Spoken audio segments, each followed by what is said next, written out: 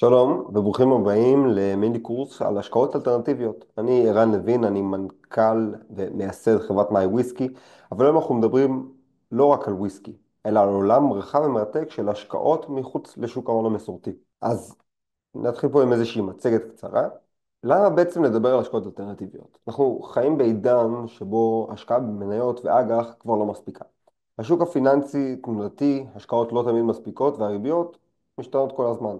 לכן משקיעים רבים, פרטיים ומוסדיים כאחד, מחפשים אפיקים חדשים, שבעצם ייתנו להם גיוון בתיק ההשקעות ויעזרו להם להפחית סיכון.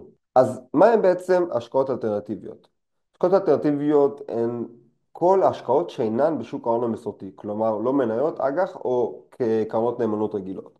אנחנו מדברים על אפיקים מגוונים, כמו אם נדבר על עולם הנדל"ן, אז אנחנו מדברים על נכסים מניבים, קרקעות, קרנות ריט, אם נסתכל על קרנות גידור והשקעות פרטיות, אנחנו מדברים פה על הון פרטי, מימון סטארט-אפים, הלוואות חוב, בנכסי יוקרה אנחנו נדבר על אומנות, תכשיטים, וויסקי כמובן, ויין, בנכסים דיגיטליים, קריפטו, טכנולוגיית בלוקצ'יין, בסחורות ואפיקים מיוחדים, אנחנו נדבר על חקלאות, אנרגיות מתחדשות, תשתיות וכל העולם הזה. אז למה בכלל להיכנס להשקעות כאלה? א', הם מציעים לנו פיזור סיכונים, זאת אומרת, הן לא תלויות באופן ישיר בתנודתיות של שוק ההון, וגם אם שוק ההון בירידה, זה לאו דווקא ישפיע על ההשקעה שלנו.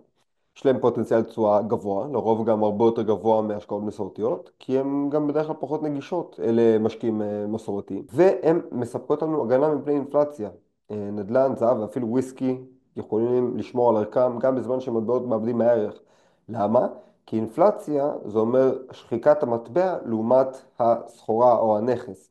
אנחנו משקיעים בסחורה או נכס, אנחנו בצד השני ולא בצד של המטבע. זאת אומרת, אם לנו יש, ניתן פה דוגמה, חלב עולה היום 10 שקל לקרטון חלב, ועוד שנה הוא יעלה 12 שקל לקרטון, ולנו יש המון המון חלב, אז כביכול במידה וחלב לא יכול להתקלקל כמובן, אז עשינו 20% עליית ערך, כי לנו יש את החלב. אז למה, זה באמת למה להיכנס לעולם הזה?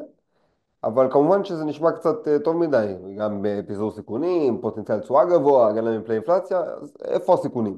כמובן יש סיכונים, צריך להבין, השקעות אלטרנטיביות, קודם כל אנחנו נדבר פה על נזילות נמוכה. ברוב המקרים, אולם כנראה חוץ מבאמת קריפטו, ההשקעה האלטרנטיבית הן לטווח ארוך ואתה לא יכול למכור, אי אפשר למכור אותה מהר. זאת אומרת, אתם רוצים את הכסף מהיום למחר, אין אופציה כזאת. לרוב אתם גם יכולים להיות נעולים בתוך ההשקעה ל5-10 שנים, אוקיי? צריך להיכנס עם ידע נדרש, לא קל להבין איך משקיעים נכון בקרנות פרטיות או בוויסקי, צריך ללמוד ולהכיר את התחום, כמובן זה מה שאנחנו עושים במאי וויסקי, חיים ונושמים את עולם הוויסקי להשקעה. דרישות הון גבוהות, בחלק גדול מהשקעות אלטרנטיביות בעצם יש דרישת הון גבוהה, זאת אומרת מינימום גבוה להיכנס, בין אם זה 50,000 דולר, 100,000 דולר, מיליון דולר, כל השקעה באשר היא, ולכן לא כל השקעה אלטרנטיבית מתאימה לכל אחד, אבל מה שכן, זה לדעת שהאפשרויות קיימות ולבחון אותן כחלק מאסטרטגיית השקעות כוללת. אז מה מחכה לנו בעצם בהמשך הקורס? בפרקים הבאים אנחנו נצלול באמת לאופק של אפיקים שונים ונדבר על השקעות אלטרנטיביות. בפרק הבא אנחנו נדבר על נדל"ן והשקעות פרטיות. בפרק 2 אנחנו נדבר על באמת נכסים יותר מוחשיים ונדבר על כל מיני השקעות אלטרנטיביות מעניינות בהמשך. בסוף אנחנו נבין גם איך אנחנו יכולים להגדיל את